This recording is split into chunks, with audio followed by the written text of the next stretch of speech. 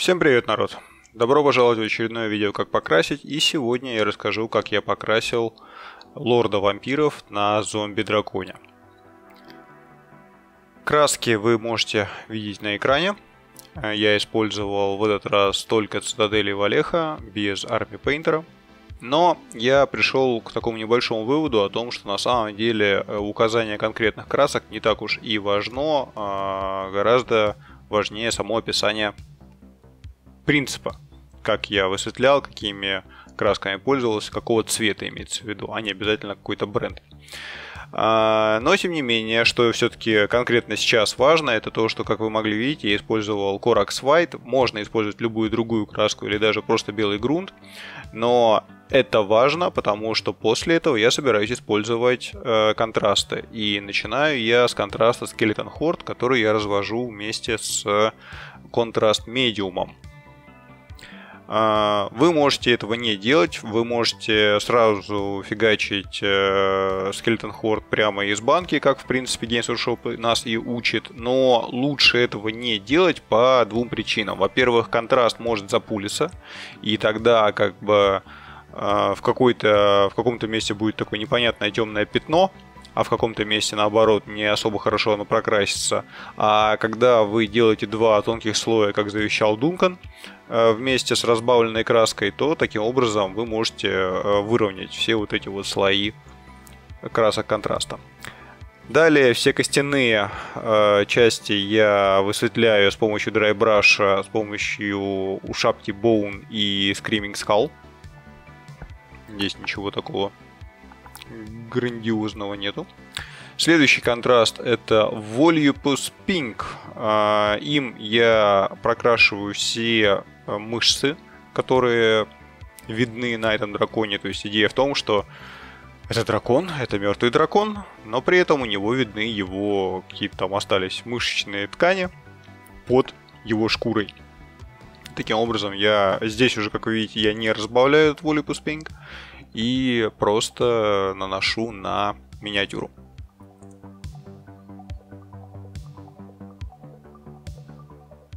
Вот такой конечный результат. И здесь, если честно, я не увидел надобности даже как-то его высветлять или что-то с ним сделать. Мне очень понравился этот цвет. Далее я использую серый цвет у контрастов, по-моему, Basilikum Grey, или как так он называется. И вот его я разбавил с контрастами, и, если честно, я об этом немножко пожалел.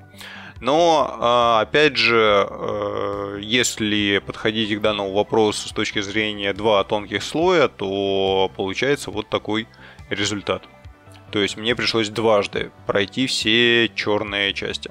Обратите внимание, кстати, что вот эти вот сочленения крыльев, вот эти перепонки у Games Workshop красные.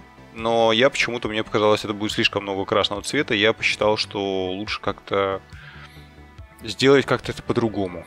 И вы увидите конечный результат. Седло я покрасил тоже контрастом Snakebite Leather, конкретно когти с помощью Leviathan Blue, тоже контраст. И вот теперь я решил вдруг, то есть я посмотрел на когти синие и после этого подумал, а дай-ка я крылья тоже сделаю синие, потому что как раз у красного цвета противоположный цвет синий.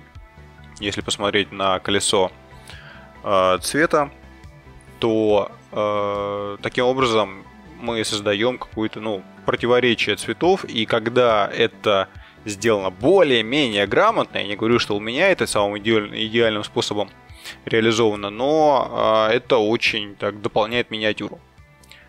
И таким образом я сначала использовал яркий синий цвет, это Ultramarine Blue, а дальше я пошел от светлого цвета к темному, и дальше я его затемнял, добавляя все больше и больше черного цвета, таким образом создавая тень и эффект такого слабого синего цвета, то есть на первый взгляд ощущение, что это черные крылья, но на самом деле нет, они все-таки какая-то синева там тоже просматривается. И последний штрих на крыльях я решил с помощью Caldor Sky сделать Dry Brush небольшой, то есть буквально очень-очень легкий, просто подчеркнуть некоторые неровности этих крыльев. Ничего особенного. И, кстати, да, точно таким же способом вы все вот эти высветления вместо аэрографа могли сделать драйбрашем. В принципе, получился бы почти что такой же эффект, просто это было бы гораздо дольше по времени. Еще одна прелесть контраста в том, что вы всегда можете вернуться к каким-то проблемным местам, или если у вас где-то что-то не получилось, вы можете заново нанести белый цвет, в данном случае Corax White, и после этого снова пройтись необходимым вам контрастом. Что я здесь и делаю с вот этими маленькими дырочками, где видны мышечные ткани под шкурой. И, как вы видите, я сначала прокрашиваю их белым цветом, а после этого заново наношу тот же самый Volupus Pink, либо черный цвет там, где его не хватило. И таким образом исправляю косяки.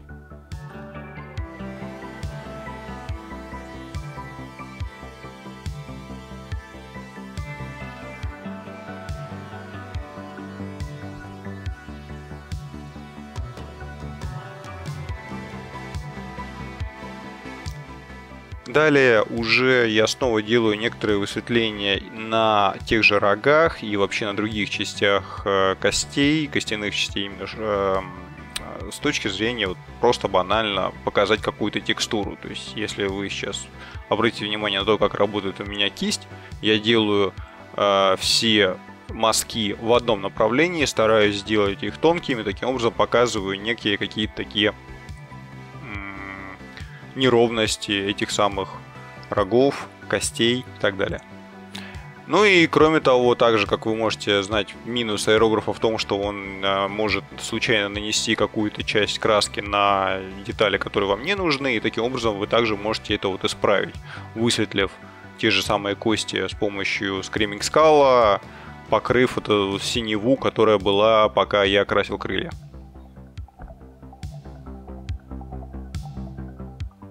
Далее с помощью Charred Brown я затемняю всякие кости. И в принципе на этом работа над драконом более-менее закончена. Переходим к наезднику. И тут я решил немножко поэкспериментировать и создать металлический красный цвет. Первое, что я делаю, это я использую темный металлик от Валехи и просто покрываю всю миниатюру полностью.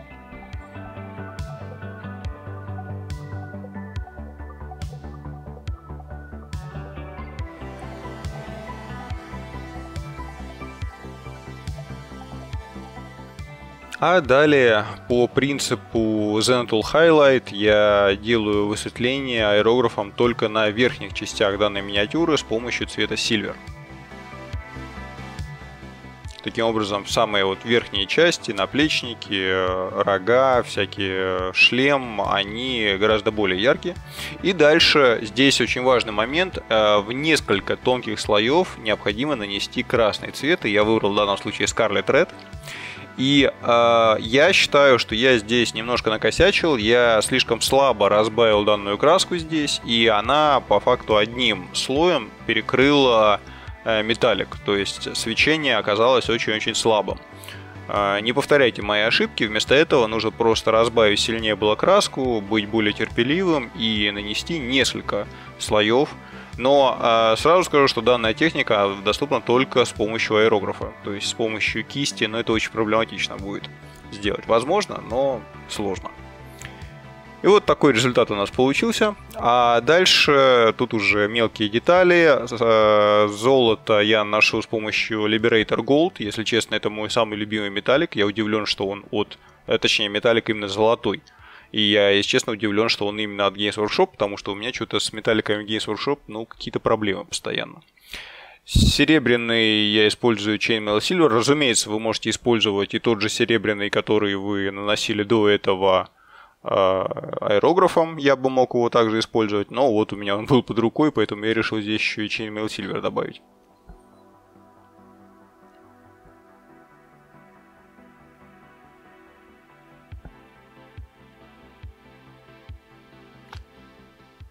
Идея с металлическим красным на самом деле заключалась в том, что потом с этим красным особо ничего делать не нужно. То есть его не нужно как-то прям высветлять и так далее. И, не знаю, на ваш суд, действительно это так или нет, в принципе, мне понравилось, как миниатюра выглядела. Также, как вы видите, я нанес Corax White на рога. И теперь точно так же контрастами Skeleton Horde, уже не разбавленным, просто наношу его на эти самые рога. И также вы еще могли заметить, что я черным цветом покрасил его так называемую юбку или какую-то нижнюю часть его брони, которую сейчас мы будем высветлять. И первый слой высветления — это Dark Reaper. Тут, в принципе, простое лейерное высветление, ничего особенного. То есть мы, грубо говоря, 50% нашего черного цвета перекрываем этим самым Dark Reaper'ом.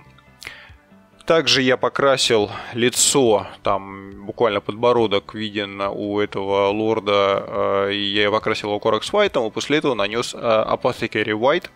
На самом деле, многие говорят, что это самый бесполезный контраст, я так не считаю, потому что он дает очень слабую тень. В принципе, конечно, можно было бы точно так же просто разбавить тот же самый Null Noil, и было бы то же самое, такой же эффект, но я посчитал, раз у меня есть это самое Apothecary White, почему бы его не использовать. Рога высветляют точно таким же принципом, как рога у самого дракона.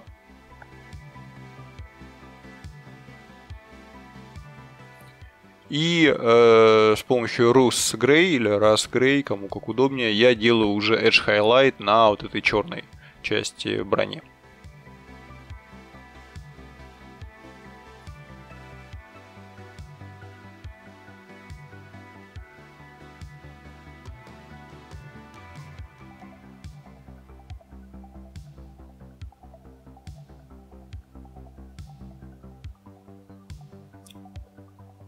С помощью Charred Brown точно так же затемняю края точнее не так, затемняю края рогов, а также, как вы видите, я нарисовал вот эти так называемые ремешки, на которых висят кости на рогах, и базовый цвет я нанес с помощью Charred Brown, а высветляю с помощью Scrag Brown. Вместо Charred Brown можно использовать Rhinox Hide у Цитаделя, то же самое. Ну, теперь время проливок. Rayclan Flash Shade Gloss для металликов. Это на самом деле такой достаточно халтурный способ покрасить металлики. И когда вы используете глоссовую проливку, она достаточно сильно блестит, и таким образом потом металлик можно не высветлять.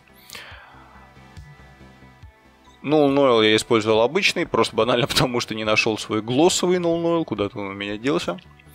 Но в целом вот такой получился быстрый покрас. Ни в коем случае не претендую на какой-то художественный покрас, но вот такая вот игровуха. Я надеюсь, вам это видео понравилось. Видео о том, как покрасить базу, будет отдельно. И я считаю, ничего сложного в таком покрасе нет, особенно с использованием контрастов. Надеюсь, вам это видео понравилось. И до скорого!